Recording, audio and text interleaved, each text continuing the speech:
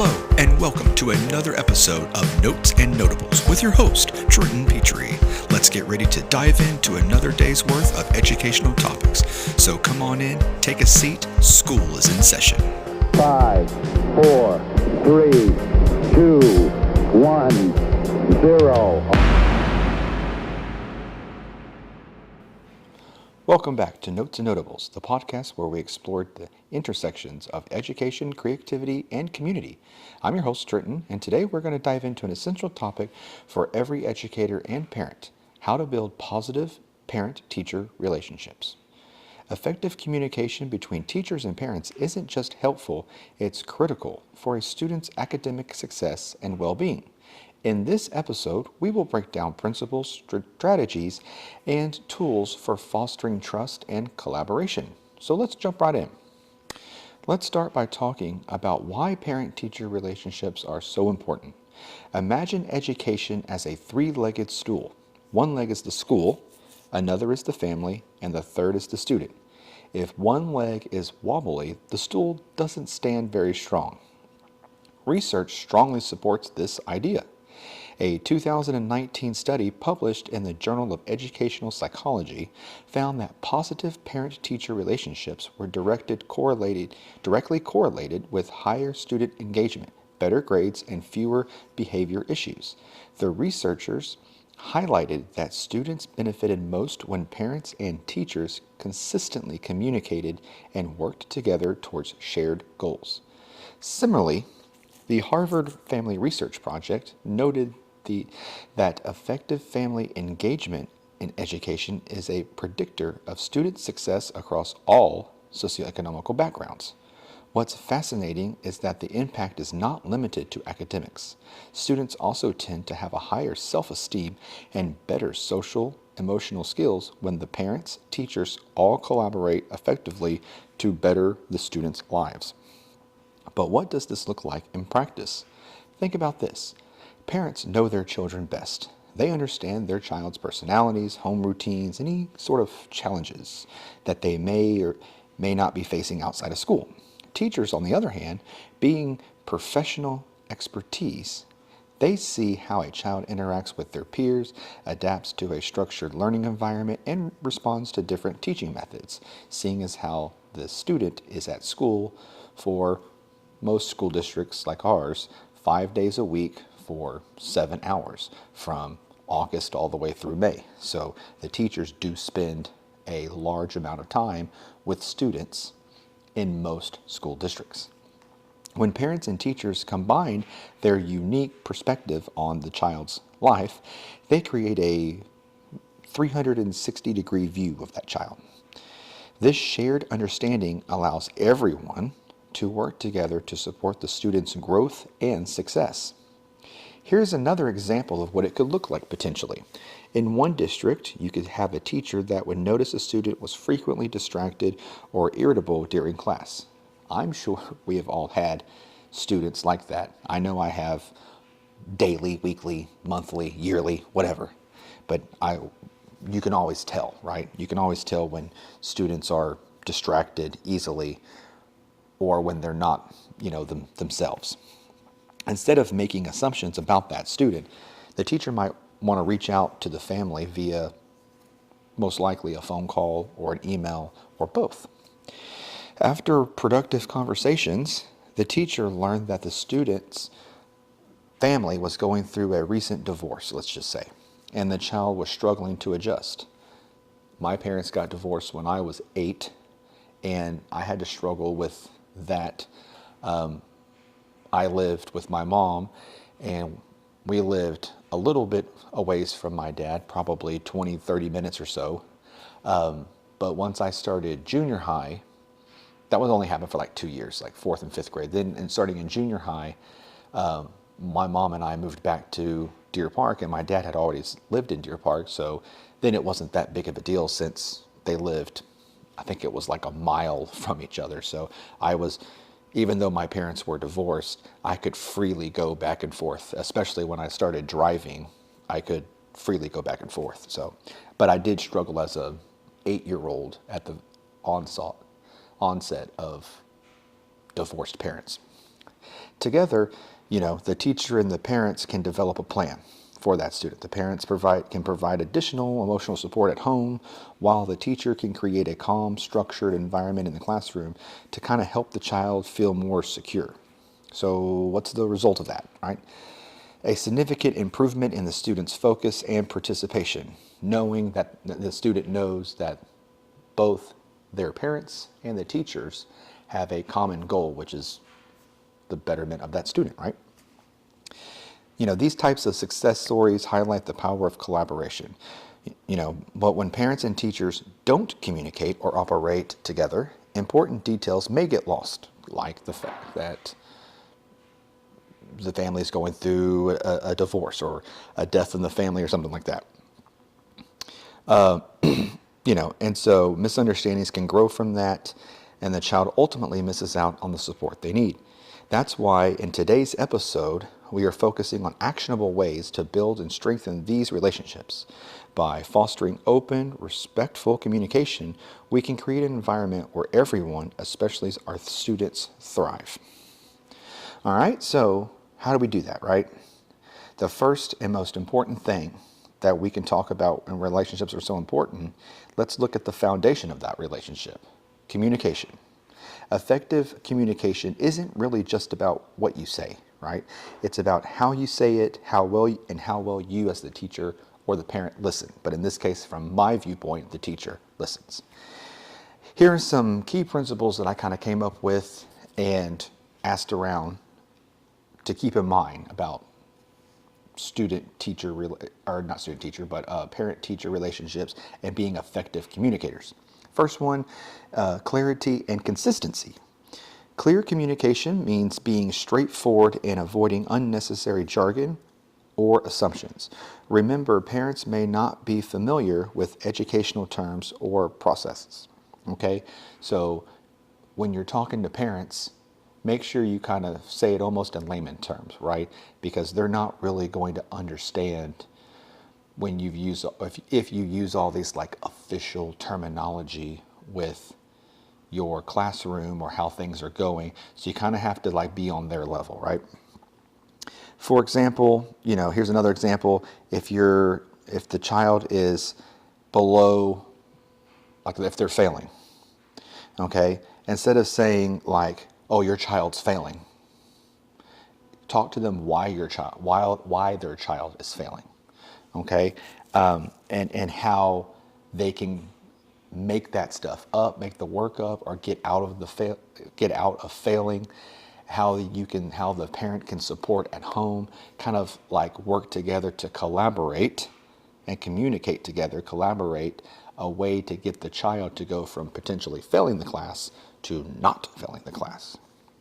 Consistency is equally important. Set a communication schedule and stick to it, whether it's weekly emails, monthly newsletters, or using tools and apps like ClassDojo or Remind to send updates. Parents should never feel like they're in the dark about their child's progress, which is, true. I know in our band hall we use SMORE, which is a newsletter. We make sure that we put in, like in our newsletter, we have a section for beginner band, symphonic band, wind ensemble, what's going on and all that kind of stuff. And then any we put calendar events on there, all that kind of stuff to make sure that the parents, when we send it out, that the parents know what's going on. And so we try to send those out once a week or once every week and a half or so, highlighting different things and what we're doing in the classes. And so we always try to really make sure that the parents are not in the dark. I will also send home weekly progress reports for the older kids because they have more grades. And so I'll send home weekly progress reports just for my class. So at least whether the parent looks at it or not is up to them, but at least I can say, hey, I've sent home, numerous ways of seeing their grade. They see it via a progress report from the school with all their other grades. They see it via a progress report just from me, all that kind of good stuff. So making sure that the parents are not kept in the dark about not only the grades, but the happenings of the class, okay? The second one in the key principles here, I put down respect and empathy, right?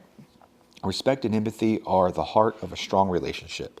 Every family brings its own culture, values, and challenges to the table. As educators, it is crucial for us to approach every interaction with an open mind. For instance, if a parent seems disengaged, consider the reasons. They might be working multiple jobs, have limited access to technology, or simply feel intimidated by the school environment. Instead of making those assumptions, find ways to meet them where they are. Okay? You'll come in contact with lots of students' parents that the first thing I said, working multiple jobs, right? Especially single parents working multiple jobs.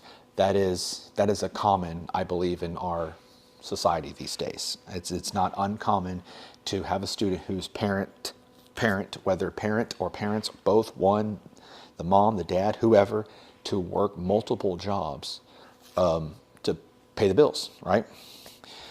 Showing empathy doesn't mean agreeing with everything. Okay, so let's get that out of the way. Showing empathy doesn't mean you have to agree with everything that like the parents say.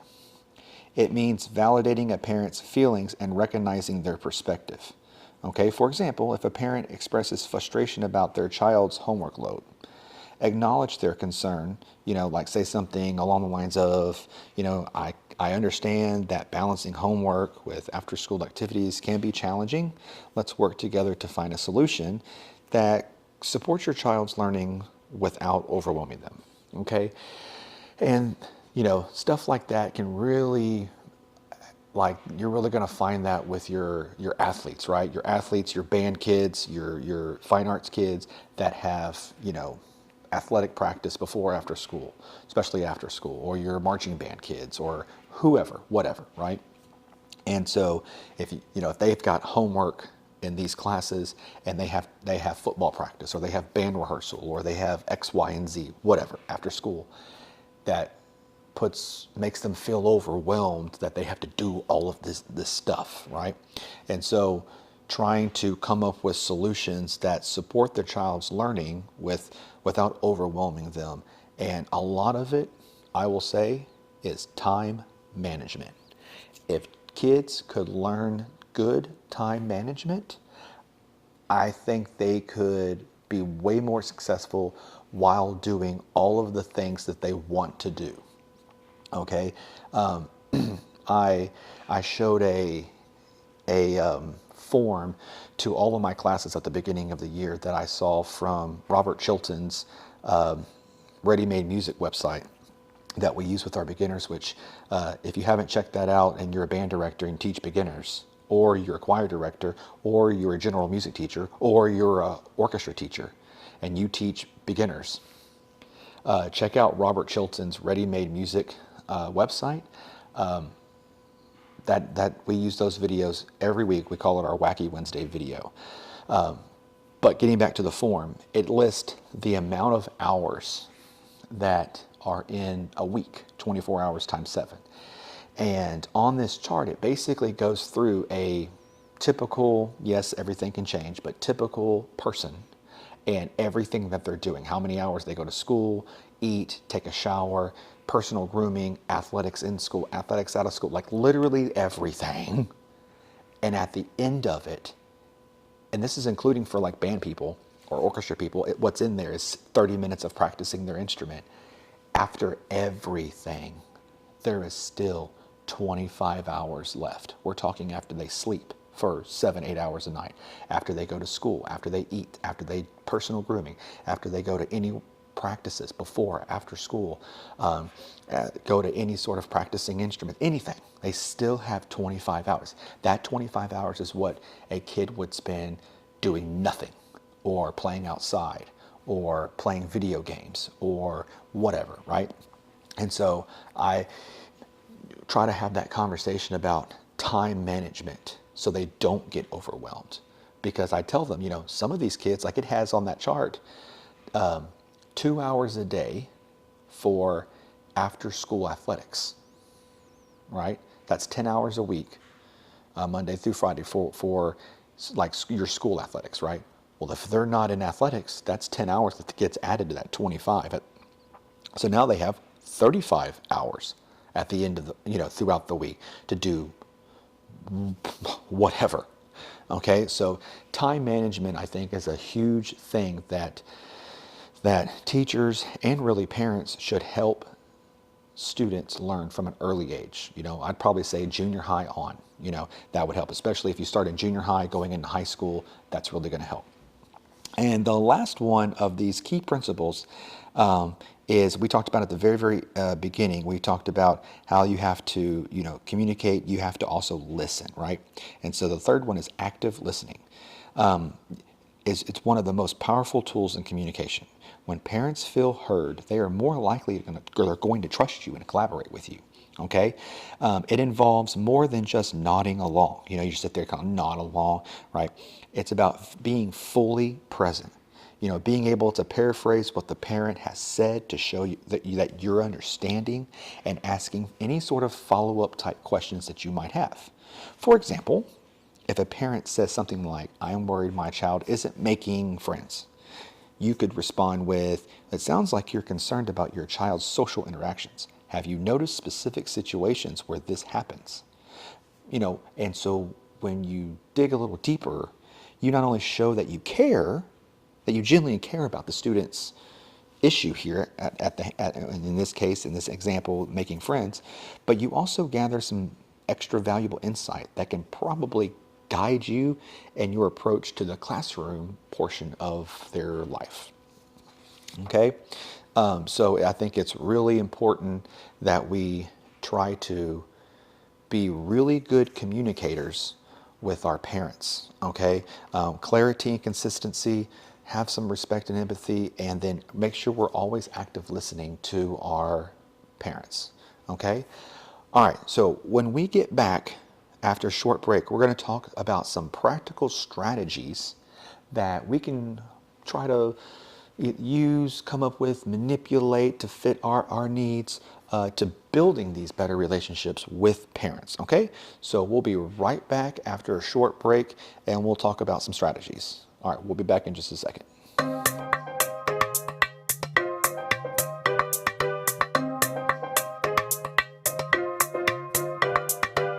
All right, so we had that short break. Remember, we were talking about effective communication. So now let's dive into practical, actionable strategies for trying to build some strong relationships with parents.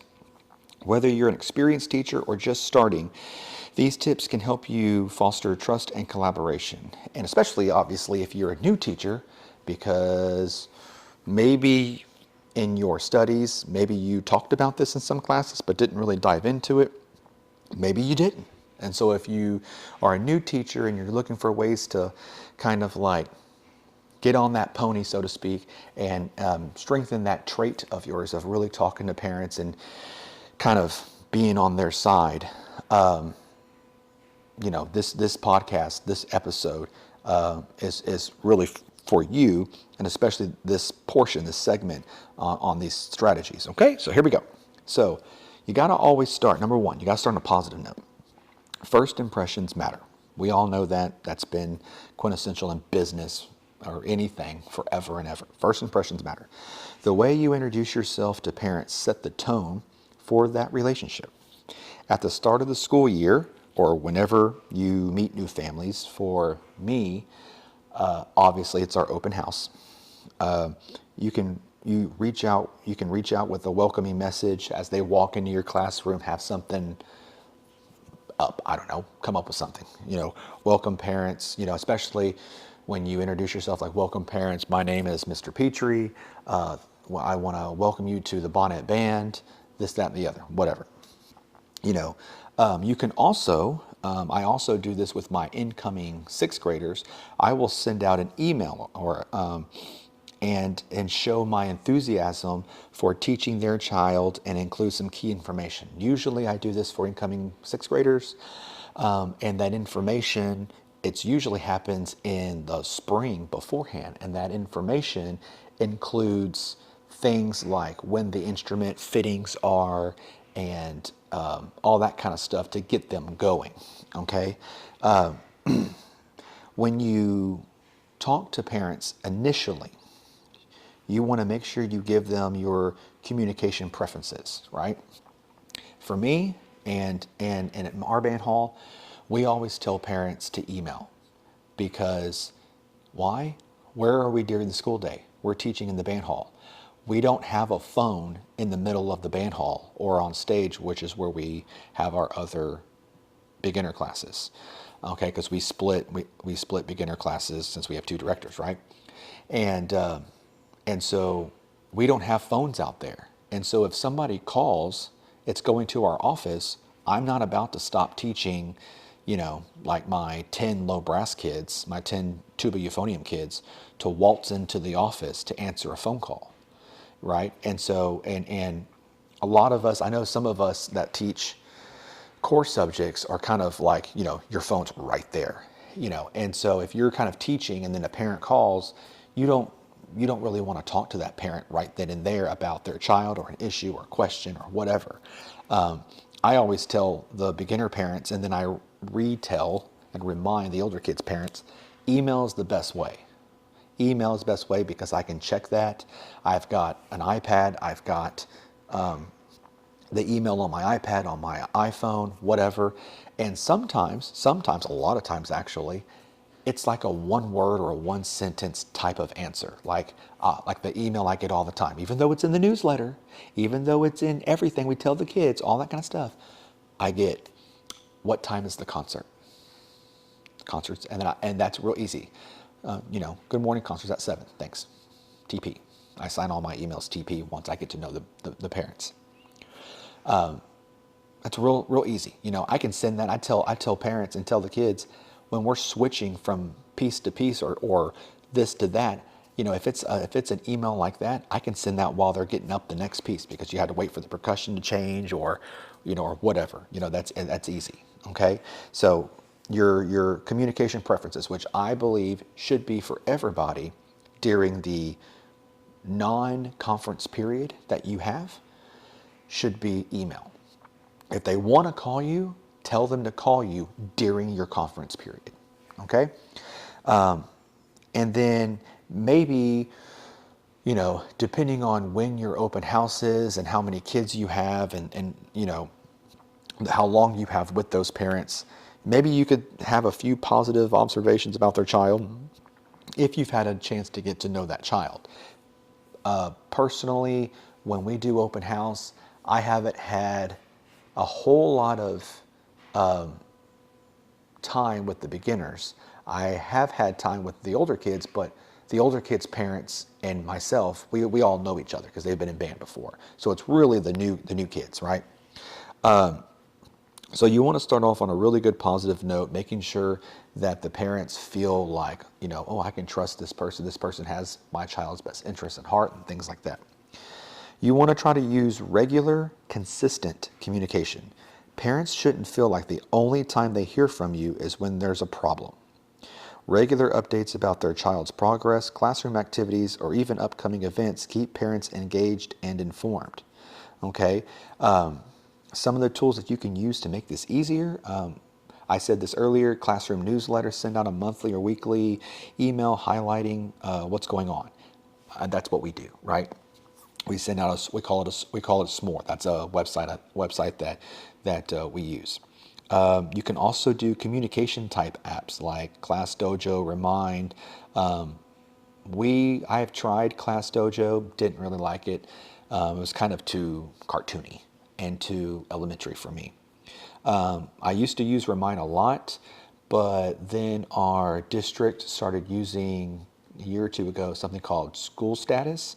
I love School Status. It is great. You can access the kids' schedule. You can send an email or a text message to a parent or a group of people.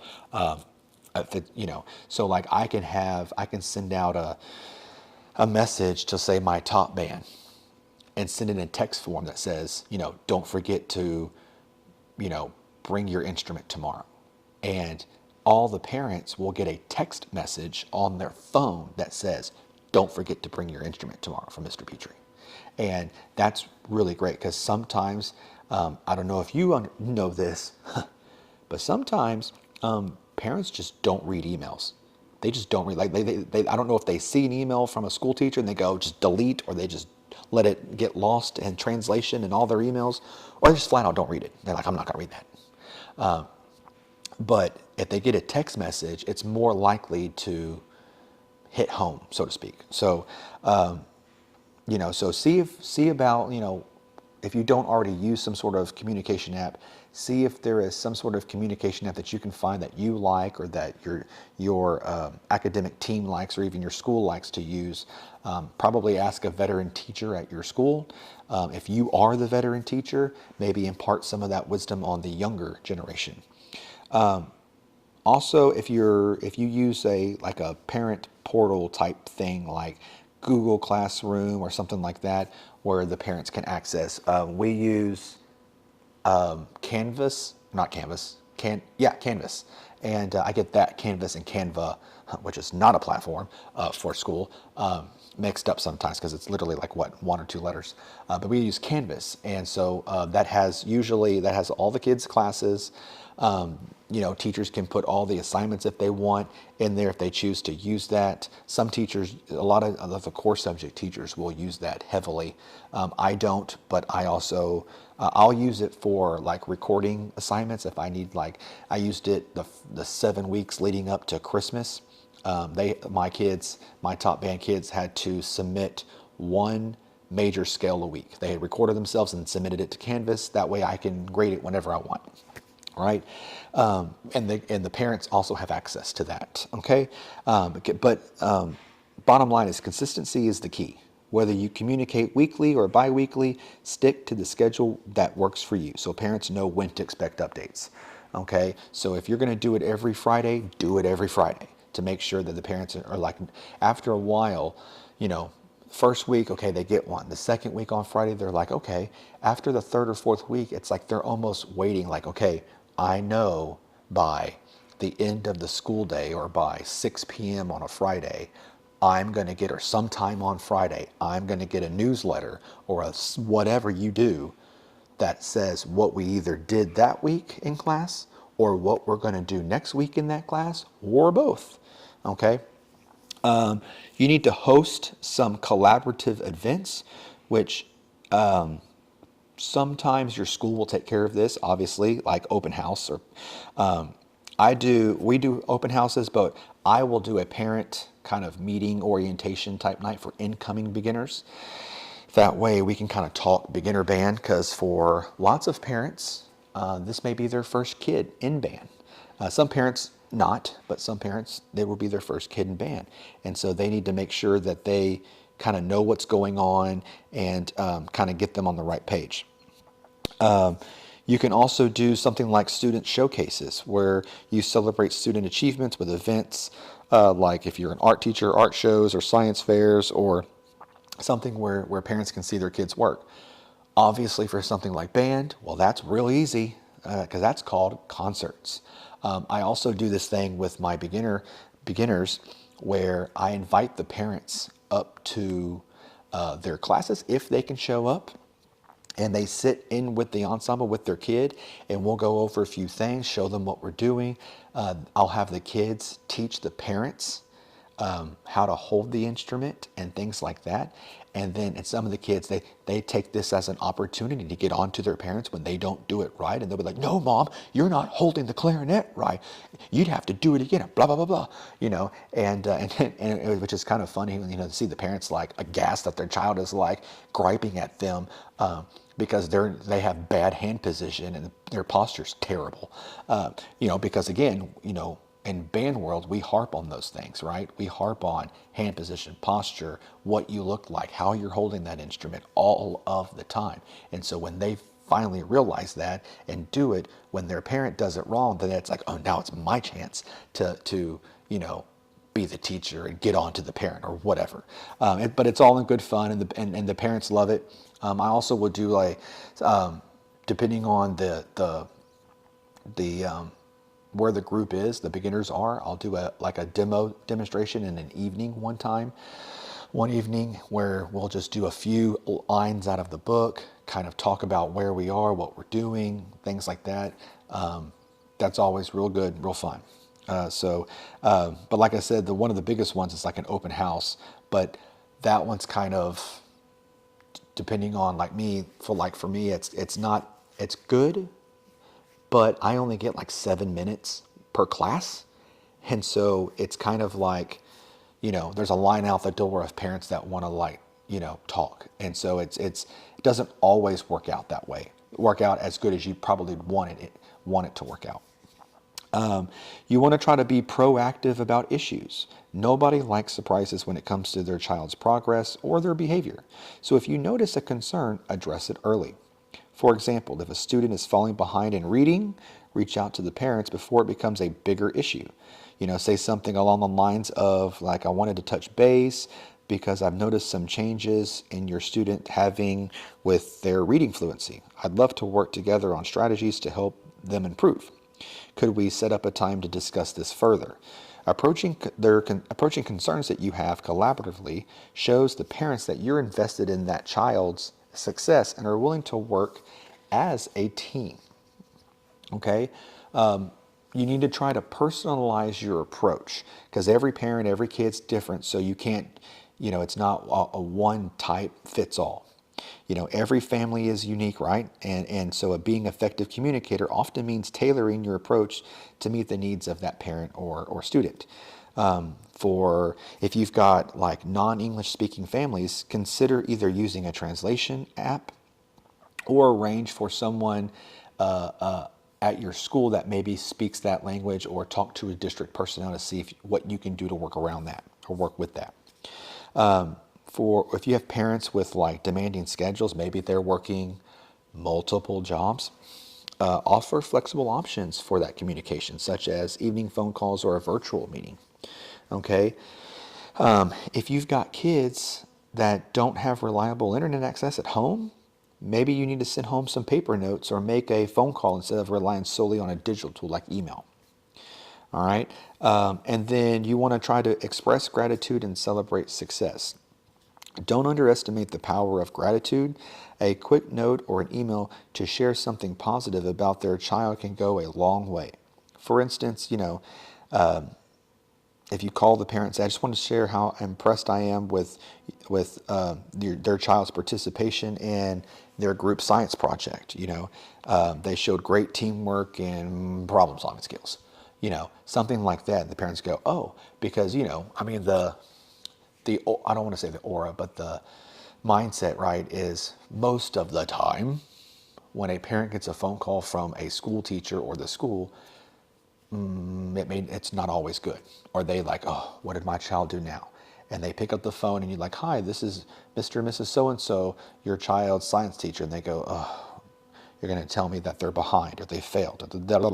And you all of a sudden you hit them with, I'm impressed with how they participated in the group science project and showing teamwork. All of a sudden it's like, well, step back, and all of a sudden there's like a new light, right, between you and that parent, and really between that parent now and the student.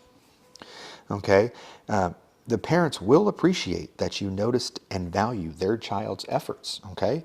And this builds trust and, goodwill between you and the parent. And like I said, between also the parent and the child. It looks, the parent will now look a little bit more favorably on the child. These strategies, starting positively, communicate regularly, hosting events, addressing issues early, all that kind of stuff we talked about, are just a few ways to create strong and lasting relationships with parents. Remember, some small actions can have big impact. Coming up, we're going to discuss how to navigate challenges and handle difficult conversations. Stay tuned.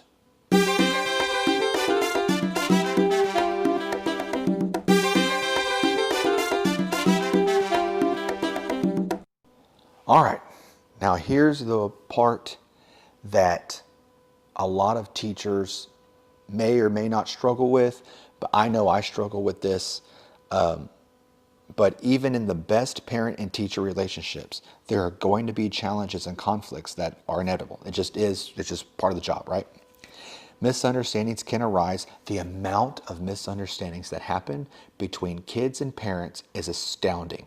You will tell a kid X, Y, and Z, and they go home and tell their parent X, A, and B, and then the parent thinks that that's what happened, calls the teacher in an uproar, and the teacher has to go, well, actually, it was X, Y, and Z, and the parent goes, oh, that's not what they said. They said X, A, and B, or something along those lines, right? So misunderstandings can arise. We know that. Emotions can then run high, and sometimes the stakes feel incredibly personal because they are. Because we're talking about these kids, right? The kids that, excuse me, that you see 5 days a week for an entire school year. And if you're like a fine art teacher or a coach, you may see these kids for 3 years at junior high or 4 years at high school. So you get to really know some of these parents and really know some of these kids. Okay, when there is challenges and conflicts in talking with parents and talking about their students, you need to make sure you need to try to stay calm and stay professional. The first and most important step is you got to maintain your composure. As educators, we're often the first to set the tone. Even if a parent approaches the situation with like rage, anger, frustration, responding real calm can help de-escalate the tension. Okay? So we have to kind of talk the parents off the ledge, so to speak. If you feel that you yourself are getting emotional, and when I say that, I probably am really talking about emotional on the angry side. That could be like a parent is just coming after you and blaming you for their child's whatever. Okay? You need to take a deep breath and focus on whatever the issue is at hand rather than the tone of the conversation. So, for example, if a parent says something along the lines of, "You're not giving my child enough attention," you could respond with, "I understand your concern, and I want to make sure we address it together. Can you share more about what you're noticing?" So stay calm, stay professional, allows the parent to almost, in some cases, will kind of de-escalate the situation. Okay? Always try to assume good intentions. Most parents want what's best for their child, just as you do.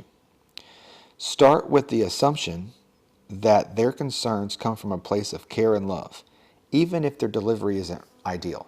That's the same, right, that we just talked about. Like the parent wants what's best for their child, like all parents do. I want what's best for my kids. Every parent wants what's best for their kids. But sometimes the way that they talk, the way that they deliver the information may come with a harsh tone, anger, like we talked about, frustration, rage. And so, because they're just thinking that's my baby, right? That's my little baby, and I need to understand why my baby is this way or that way or whatever. So, if a parent, like for instance, a parent might question your teaching methods, woof. And, instead of feeling kind of defensive, which I get it. I mean, I know for right now, if a parent tried to come at me and question my teaching methods and band, I would be trying really hard to, on the outside, look as calm as a nice stream of water. But on the inside, I'm raging, right? How dare you question me? However, instead of trying to feel defensive, try responding with, curiosity. Thank you for, for instance, thank you for sharing your perspective. Can you tell me more about what's concerning you? I'd love to understand your point of view so we can work together. This approach helps to kind of reframe the conversation as a collaboration rather than a confrontation. Okay, so we really want to make sure that we try to assume good intentions, because again, all the parents want is what's best for their kid.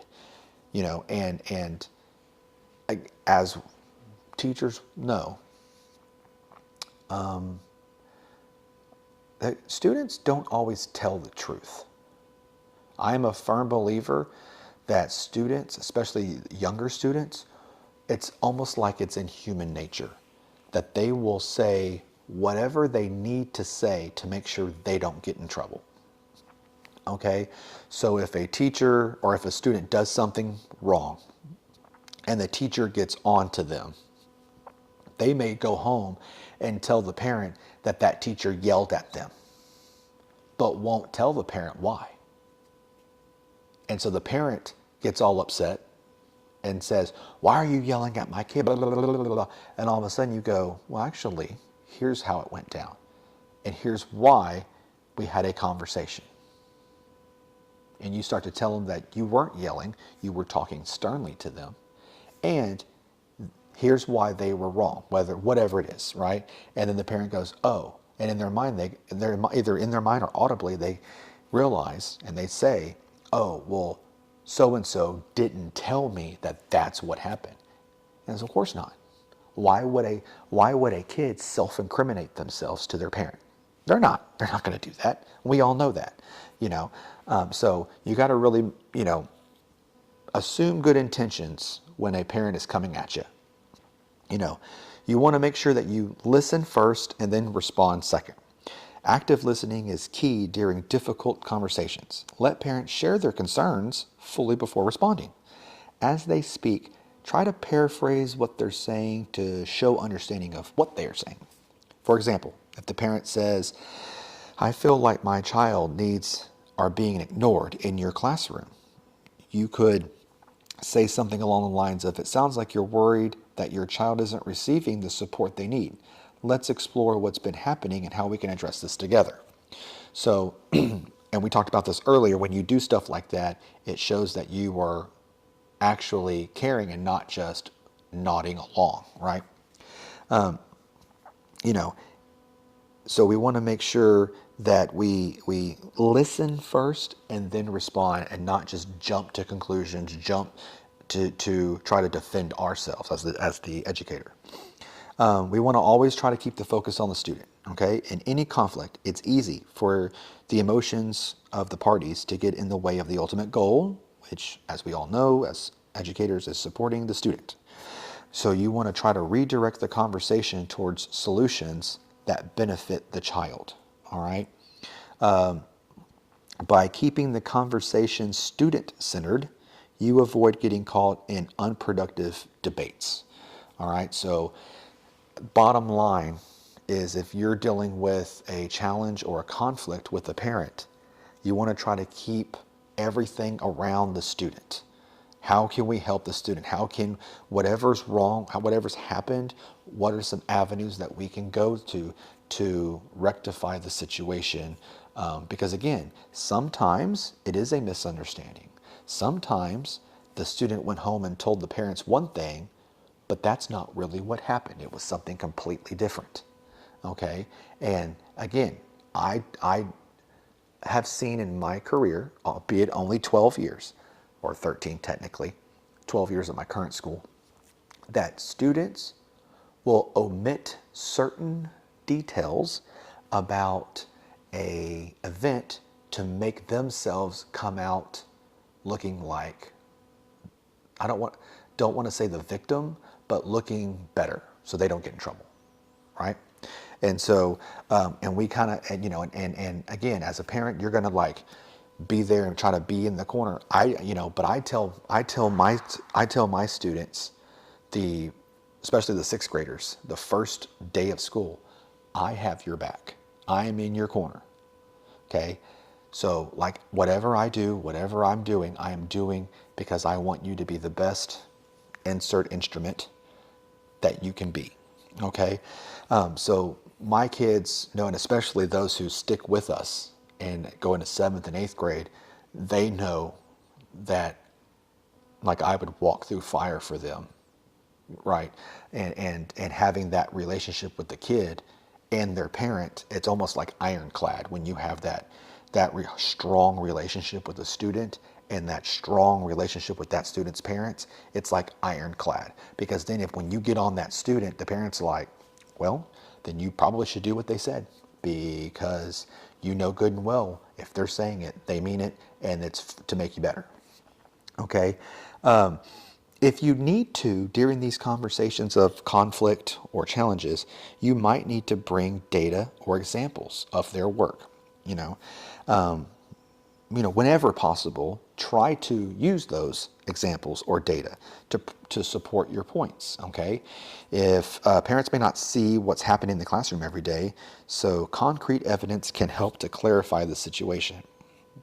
All right, so that's why I always like, for instance, my kids are about to start doing what we call pass-offs next week, which I think is the 26th or 27th. I don't know what date it is, in January here. And that way, like, when we grade them on parts of all their UIL music. And so if they can't play their music, or they're failing band or whatever because of that, because we grade them like an actual grade. We don't give 100s or we don't just, oh, well, they're in band, it's an easy A. No. We grade them on tone quality, correct notes, correct rhythms, musicality, all the things. And if they're not doing well in band and a parent is like, well, I don't know why they're doing this, I don't know why they're failing band, or whatever, that is something that I can show them and go, well, here is concrete evidence. And you can even see on the sheet that, like, maybe they're playing correct notes all the time, but their rhythm score is low. Or they're playing correct notes and rhythm, but their tone quality is not very good. And that's what's causing their score to go down. Then I can show the parent that and go, we need to come up with some solutions and some ways we can help them get their tone quality up, because that's just going to benefit them and the entire ensemble. Okay? Some conflicts may be too complex to handle by yourself. Okay? If a conversation isn't progressing or emotions are escalating, it is very, very, very okay to involve a school counselor or an administrator. Okay? If there's a dispute about the student's IEP or accommodations, I would definitely involve your special education coordinator to help you clarify what's going on. I would not go in like if the parent wanted to have a meeting and the meeting was there's a dispute in your class about the IEP or accommodations. I would not go into that meeting without the special education coordinator going into that meeting too, because it could be like, for instance, like in my class in band, that technically by the letter of the law of the IEP, that they don't get those services, not because they don't need them, but because it doesn't ask for it. Like when you look at an IEP and you see the accommodations for, English or language arts, math, science, social studies, but there's nothing for fine arts or PE. And so then you kind of have to go, well, there's nothing technically written in here for band or for this class or that class, because it's not a core subject. And so you kind of have to then go, oh, okay, then we need to make a note or something like that. And then you can try to talk with the parent and the special education coordinator about ways to kind of fix that, right? Remember, and always try to remember, especially young teachers, asking for help doesn't really mean that you failed. It just shows that you're committed to finding what's best for the student, okay? So, if you've got a parent and that the parent's going to be, irate, and they're coming up there, and you're going to have a meeting with them, it's quite all right for you to ask an administrator to be there, to ask a counselor to be there. And so that way you have almost like support as the teacher, right? And you can come at it from a unified front. And especially with the administrator, if there is some talk and some aggressive behavior from the parent, the administrator can step in and help save the day, so to speak. After addressing a challenge, you can follow up with that parent a little bit later, probably a few days later, to show that you have that you're interested and invested in the outcome, right? So you can do either a quick email or a phone call to kind of share the progress of what came out from that meeting. And it can go a long way in help rebuilding trust and maintaining the relationship if it had broken down because of that conflict or that challenging event, that challenging conference. Okay, following up also reinforces that you and the parent are a team for the kid and keeps the lines of communication open. All right. And obviously, we all know conflict is never easy, but we need to make sure that we're calm, focusing on the student, and approaching the conversation with empathy and professionalism, so we can turn challenges into opportunities for collaboration. Coming up, we will explore some tools and resources that can help streamline parent-teacher communication and make these relationships even stronger. Stay tuned.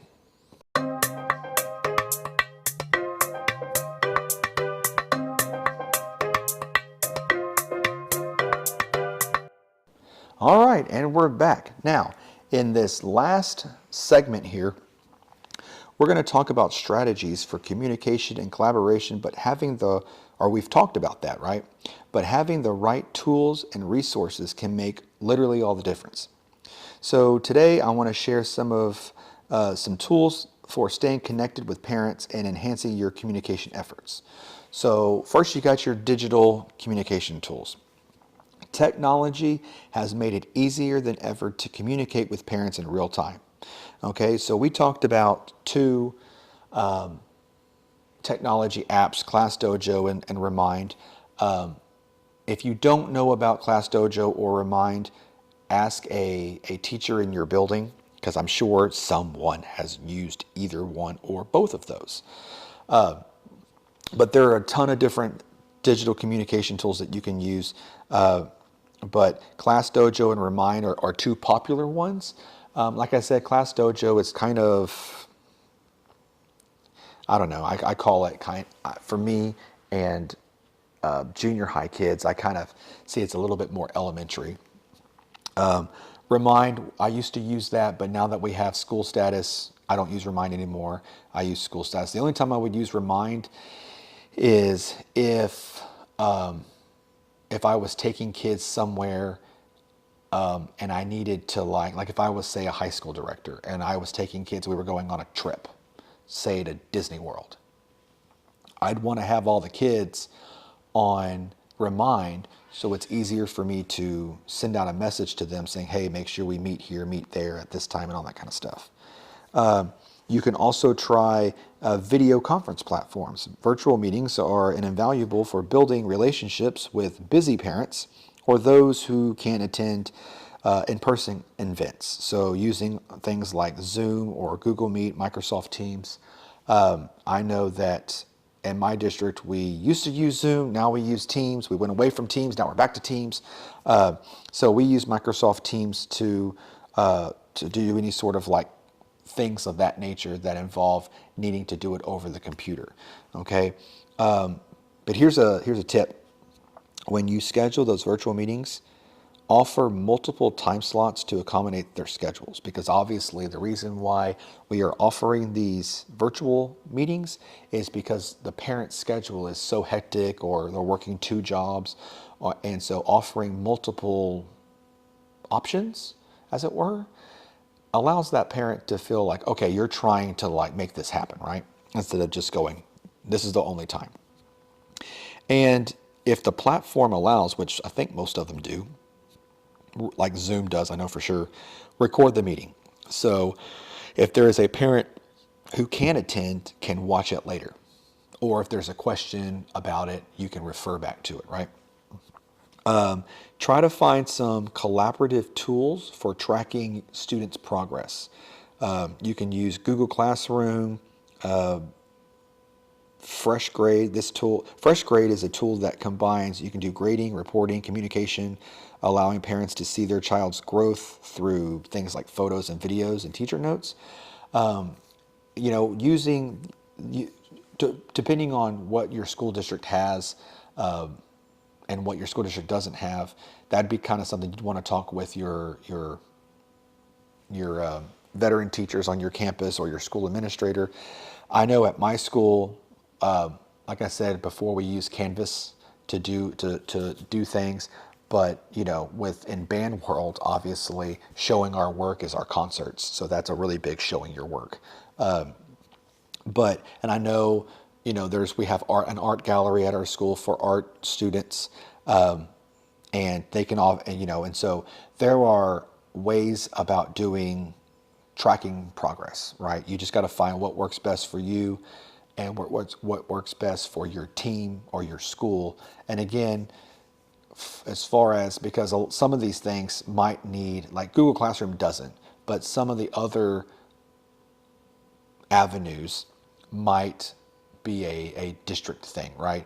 Where there may be a fee or whatever, and so like it may be a district thing that needs to happen, or a campus wide entity or an app that needs to be used. Okay, so just kind of check with your faculty, check with your admin about like what do, especially the veteran teachers who have been there and have done it a lot, what are some tools that they use for tracking progress for their students. Okay, if you need it, some people don't, some people have it. Translation type tools, if you have a diverse classroom, language barriers can sometimes hinder some communications. One thing I love, so like you can use like Google Translate, that's pretty good, Microsoft Translator. One thing I love about School Status is when you make a message to a parent and you're going to send it either email or text, or you're sending it to an entire class, doesn't really matter. When you do it, if the parent has, because it takes School Status takes basically all the info from our main education system, Skyward. Sounds like something out of a Terminator movie. Skyward is online. But if the parent put in Skyward that their main language is, say, Spanish, then when you type up a deal in School Status and send it to them or the class or whatever, School Status will automatically translate it into their home language, into Spanish. It will automatically do that. So when they get that message from your class, either about their child or about their class, they're reading it in Spanish. Okay, and so so I don't need to use a translator tool like Google Translate to do that. Okay, so that's a big deal for me. Try to have a parent engagement platform. I kind of use, like I said, I kind of try to do Canvas, because the parents do have access to that, and so they can see, modules, and Canvas, a module is basically like the assignments that the kids are doing. Like for instance, when I was talking about earlier about those scales, they had what's called a scale module, and so the parent can log into Canvas, go to band, click on modules, boom, see the scale module, and I put on there what scales do for what week, when it's due, all this kind of stuff, what they're supposed to do on every single one. And so literally the parent can very easily know, because their view of it is exactly what the kids see. Their parents can see exactly what they are doing in that class. Okay. You also want to try to have some professional development resources. Building strong parent-teacher relationships is an ongoing learning process. There are plenty of professional development opportunities and resources to help educators refine their skills.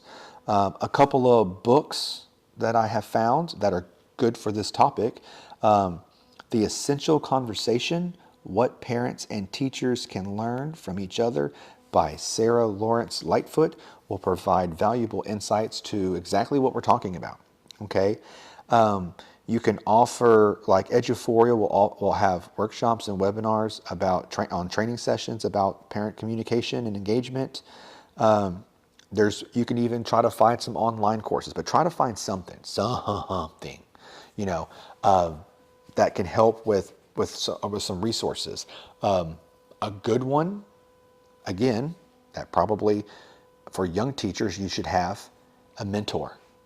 Okay, try to have a mentor.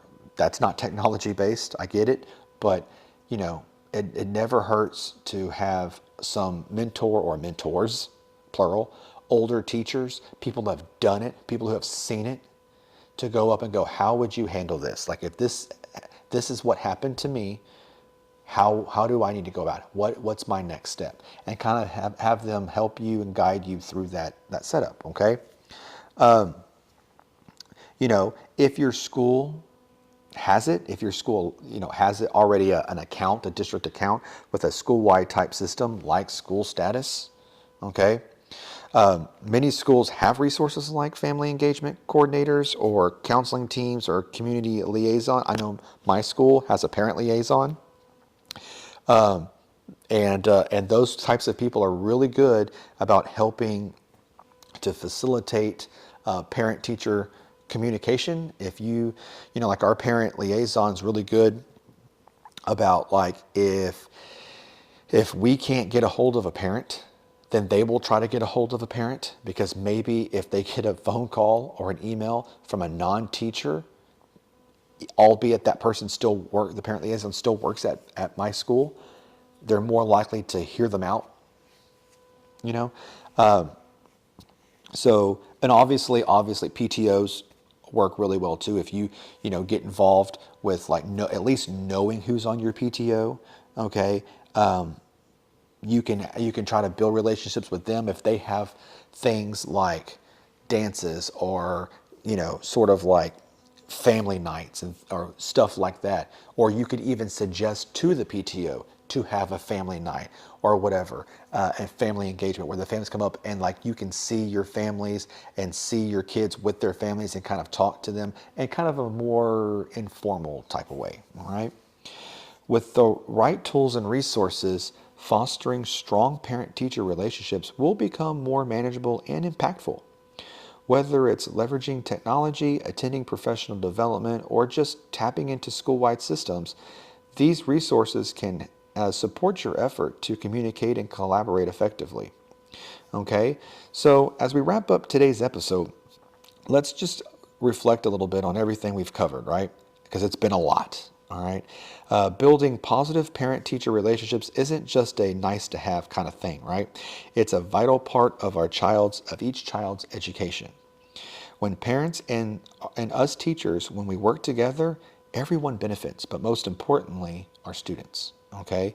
The students need to know that both parent and teacher are in their corner, okay?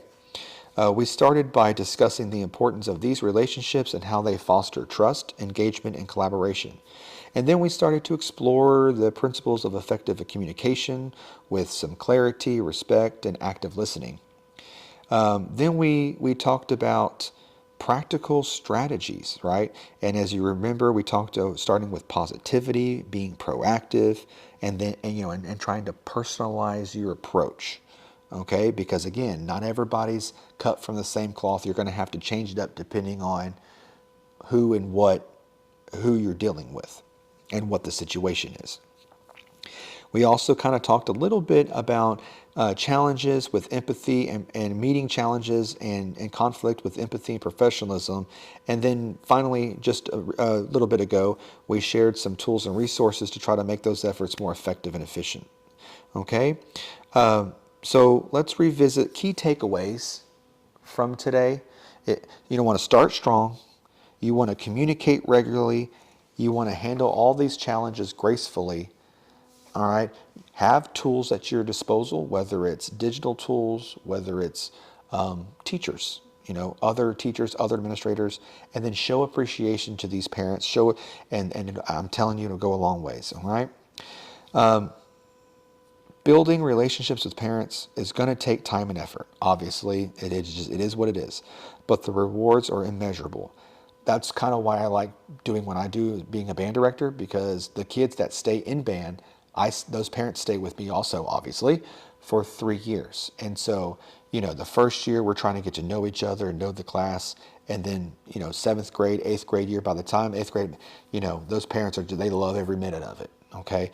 So it's kind of cool to see how the relationships with the students and the parents change over the course of those 3 years. And it's the same kind of deal in high school or in elementary, because, if you're an elementary music teacher, you might, like at our elementaries, they go to a music class every day from kindergarten to 5th grade.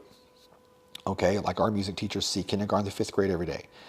And so being able to have those strong relationships because you're a teacher that's going to see these kids, but even if you're not, if you're like a 6th grade math teacher or a 10th grade biology teacher, and you're only going to have these kids for 1 year and then they go to somebody else, you still can do it. You still can make those connections and make those personal connections with the parents for the sake of the students. Okay, but it's these partnerships.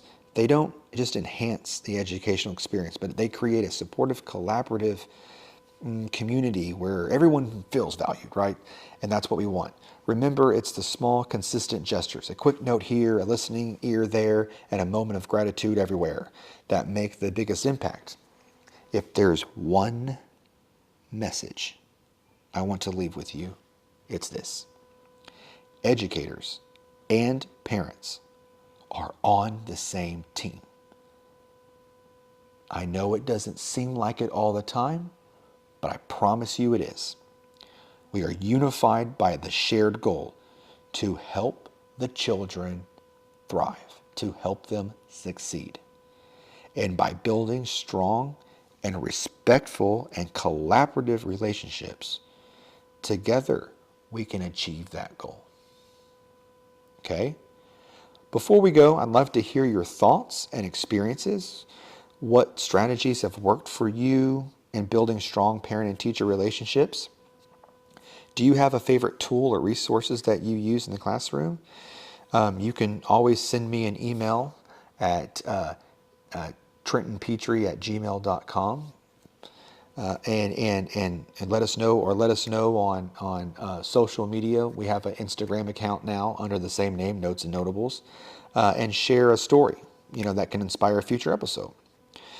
So thank you for tuning in to Notes and Notables. If you enjoyed this episode, please subscribe and leave a review.